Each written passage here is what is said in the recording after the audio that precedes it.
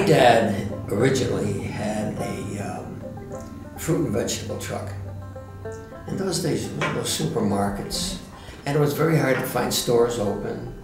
So my father used to go around, he would drive to the kitchens, and then the cooks and everything else that cooked for these families would come out, and they'd buy all this merchandise. His truck was a Rio, an old Rio truck.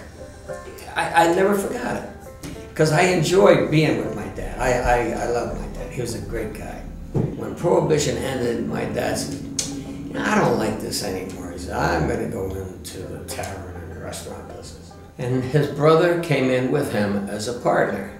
I had nothing to say about it. I didn't know anything about life at that time. You know what I mean? I was maybe 8, 9. He went through everything else all the way through the war. The end of the war happens, and my father didn't like Stamford anymore. We were right by Route 1. And way back then, they were even talking about Route 1 being converted to a 4-lane superhighway. I was away. In 1944, I joined the cadet program. I wanted to be a hot pilot, you know. And I joined in 44, and they didn't take me until January 45. Imagine that. And I was well over the age at the time. I was away. I think I was out in Sioux Falls, South Dakota, someplace. And I get a letter. Gene, my brother, Gene, guess what? I said, what? We sold a Castle Grill and we bought a place called Hugo's Acres. I said, well, you did? Where? He says, in Bethel, Connecticut. On my furlough, they had to pick me up in Stamford. So he picked me up in Stamford, my brother, and we drove up here and we got Route 7. It was on a 2-lane small highway and 35-mile-an-hour speed limit, you know.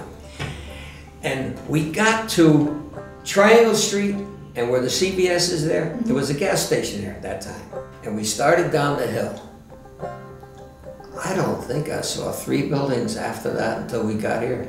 I said to my brother, I said, John, where the hell did you guys go? Excuse my language. I just couldn't believe it. Where did you guys go? Gene, it's beautiful. I go, okay. I went inside, and I gotta tell you something right now. The place was absolutely pretty. And the bar, Brunswick Bowling Alleys, you heard Brunswick Bowling Alleys, right? The bar was a Brunswick bar. And who built this place? You can't believe yours. Henry Abbott Technical School. I think it took them 2 years to build it. They had the students come over and build it? Yeah, the students came over and built it. That's how they were learning, you know.